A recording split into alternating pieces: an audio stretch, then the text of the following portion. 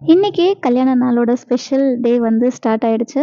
எப்பவுமே ஒவ்வொரு வருஷமும் வந்து எங்களுடைய கல்யாண நாள் அன்னைக்கு அ அந்த மலரும் நினைவுகள் இருக்கும் இல்லையா? மேரேஜ் டே அன்னைக்கு என்னலாம் நடந்துச்சு அப்படிங்கிறத அன்னைக்கு ஃபுல்லா பேசிட்டே இருப்போம். ஸோ அந்த அளவுக்கு எங்களுடைய கல்யாணம் வந்து ஒரு கலாட்டா கல்யாணம் அப்படின்னே சொல்லலாம். ரொம்ப ஹாப்பியா காலையில எழுந்து பார்த்தா மழை பெஞ்சுட்டு இருந்துச்சு. ரொம்ப சில்லுன்னு ரொம்ப சூப்பரான நாளா எங்களுக்கு வந்து ஸ்டார்ட் ஆயிடுச்சு. ஸோ வெளியில கோலம் போட முடியல.